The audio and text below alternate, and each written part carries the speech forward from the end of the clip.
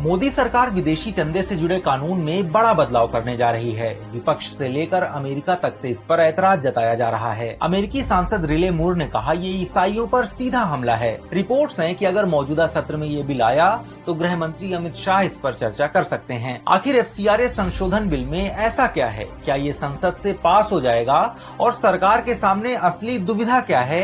इसी को डिकोड करेंगे आज के एक्सप्लेनर में। नमस्ते, मैं हूं आदित्य। साल 1976 इमरजेंसी के दौरान इंदिरा गांधी सरकार ने FCRA यानी फॉरेन कंट्रीब्यूशन रेगुलेशन एक्ट बनाया।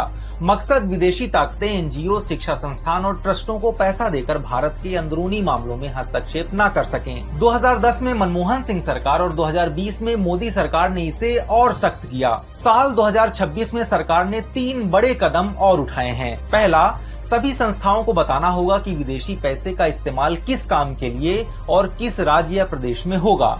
ये जून 2026 से लागू हो चुका है। दूसरा, विदेशी पैसों से अब धर्म परिवर्तन नहीं होगा। धार्मिक गतिविधियों की लिस्ट में पूजा स्थल बनाना, धार्मिक शिक्षा, सत्संग वगैरह कराने की अनुमति है।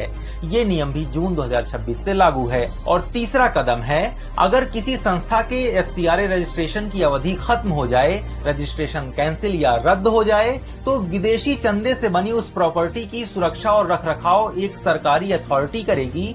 तय समय पर रजिस्ट्रेशन रिन्यू नहीं हुआ तो अथॉरिटी स्थायी रूप से प्रॉपर्टी को कंट्रोल करेगी। यही वो प्रावधान है जिसे FCRA संशोधन विधेयक के जरिए संसद में पास कराना है। अब जानिए कि ईसाई मिशनरीज और NGO इसका विरोध क्यों कर रहे हैं। इसे लेकर 3 चिंताएं हैं। पहली, सालों पुरानी जमीन खोने का डर। अगर समय पर रजिस्ट्रेशन रिन्यू नहीं हुआ या गृह मंत्रालय से आवेदन खारिज हो गया तो पूरा इंफ्रास्ट्रक्चर हाथ से निकल जाएगा। दूसरी चिंता है ईसाइयों को टारगेट करने की कोशिश। ऑल इंडिया क्रिश्चियन काउंसिल के अध्यक्ष बिशप जोसेफ डिसूजा कहते हैं, ये ईसाई संस्थाओं और उनकी संपत्तियों की सीधी लूट और चोरी है। और तीसरी चिंता है विदेशी फंडिंग कम होने से कामकाज पर। पूरा वीडियो देखने के लिए डाउनलोड करें दैनिक भास्कर ऐप।